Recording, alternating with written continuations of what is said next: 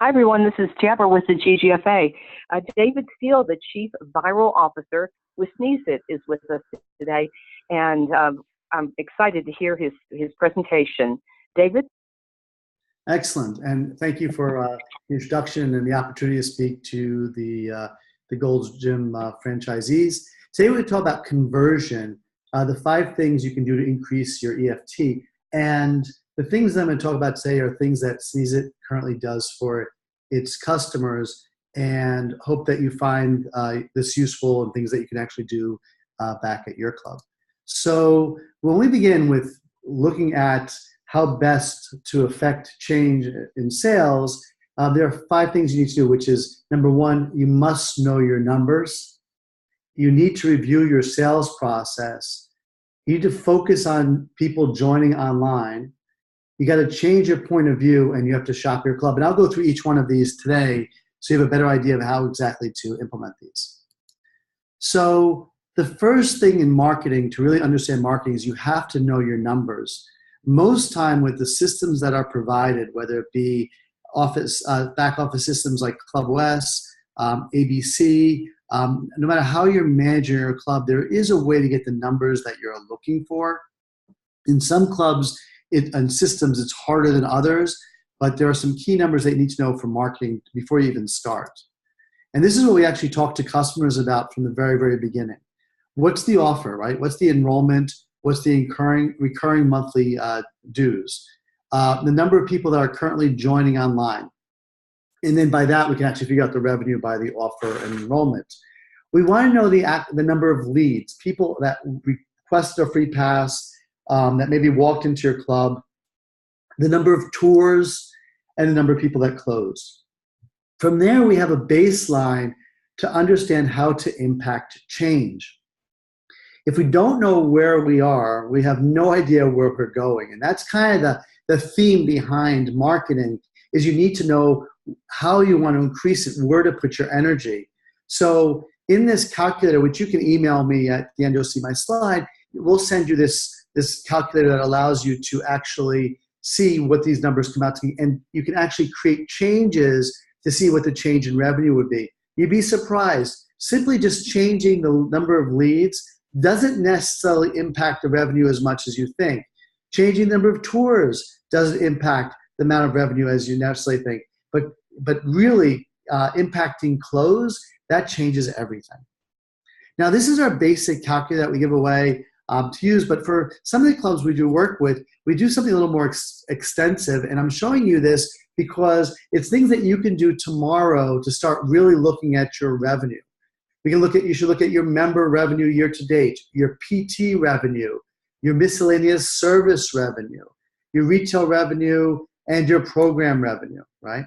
And this way, we can actually get the number of active members, total square feet that you have, and annual overhead. And these numbers will all calculate into other things that we're going to look at. We also look at the number of prospects, number of terminated members, the retention rates, number of prospects, members, termination, total number of members, web leads, year-to-date join online.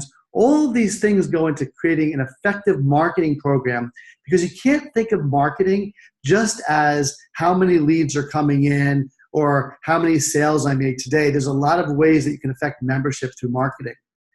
Through those numbers, we can affect change and really understand how increasing leads works in conversion and paid programming and PT participation, increasing retention and monthly dues, and even adding just $1 to our annual fee, what that would make out in revenue. By modeling this, we really get a great understanding of how best to work for a club and how a club should work for themselves, because ultimately you're responsible for these numbers. Number 2, review your sales process. I love this Warren Buffett quote, which is, "Only when the tide goes out, you discover who's been swimming naked." So what happens a lot of time is when we look at close rates from a sales team, we're looking at it as physical close rates, how many people walked through the door and how many people actually joined. We're also looking at pay-per-click close rates and even other digital ad close rates. But what you need to start thinking about and separating out is, a lot of times within pay-per-click campaigns, somebody would simply just Google your name, and you might have purchased that as a pay-per-click option. For example, let's say Gold's Gym in XYZ state or region, and all of a sudden you come up. That's a kind of a gimme, right? They were looking for you anyway, and you just wanted to kind of protect yourself against competition buying your name. You really have to understand where each lead is coming from, and each person that's coming into your system is coming from, and you have to separate the ones that are easy from the ones that are difficult. Because ultimately, if you're doing this and putting them in a bucket, you think you're doing a great job, but there might be that old argument that good is the enemy of great, right? You could be closing a lot more sales that you might never see because your processes are geared towards what you're seeing as a whole, not the lowest common denominator for the person that's the hardest to close. And what we find from this is nothing replaces a sales call. A sales call is the first part of a sales process. And the reason why it's this first part of the sales process is it's what people are used to, and they want a connection. It is our opportunity to really make a connection with the person that has filled out a free pass or is looking for a lead.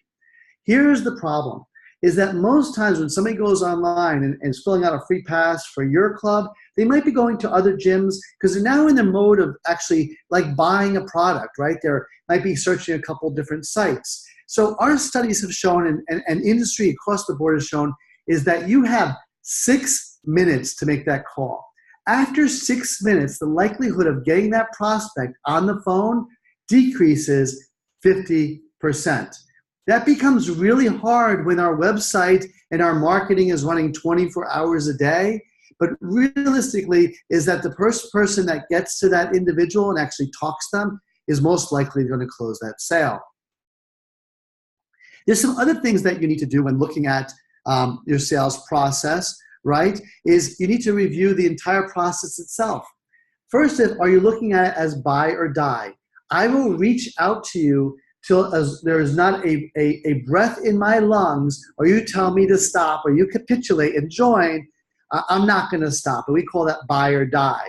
And this is how it works. You should always call first, email second, text third, and do this over and over and over and over and over again. What most gyms fail to understand is that the money that they have invested in their leads, that's sitting in their CRM system, is really an investment they've made and they have to unlock. Unfortunately, a lot of clubs do this currently, and that's great. And they'll come up with their own system, which is fantastic, but it'll be the same message over and over and over again, hoping for a different result. We've got to look at sales as we have to find the button that's most likely going to get that individual to convert. We use a methodology here called FIT, which is there's a financial sales, how much somebody's willing to pay.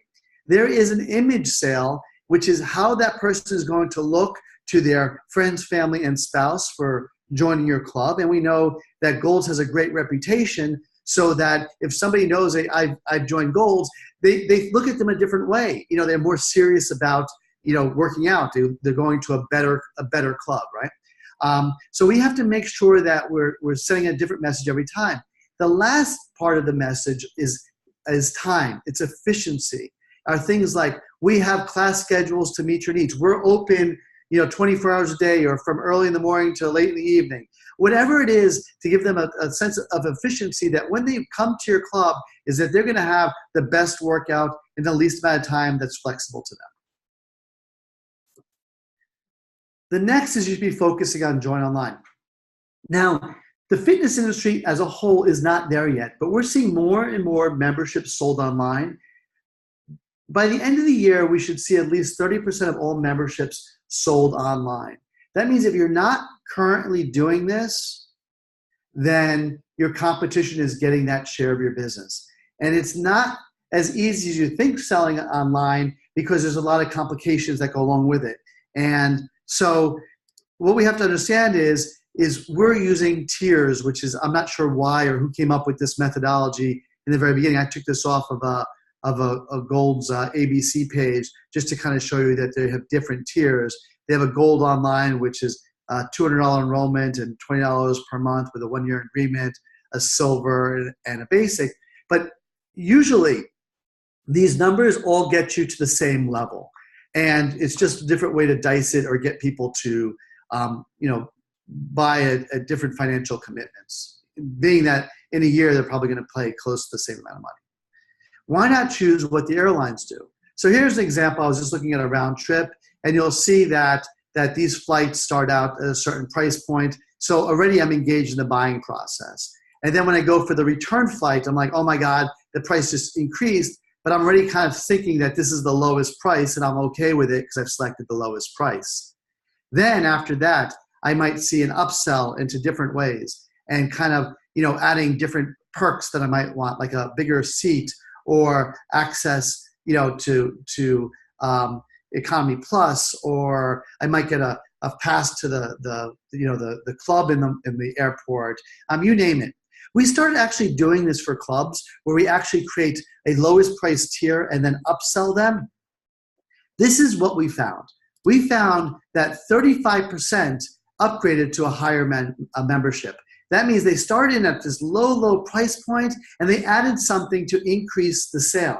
So no longer did the person actually go ahead and start with choosing the membership. We gave them no choice. We advertised this price and we showed them that price, and that builds a level of trust. By then getting them to upgrade to something additional, such as multi-club access or use of different type of programming, or even adding a PT session, we can get them to buy more online instead of using this tiered approach, which is kind of outdated from a pricing methodology.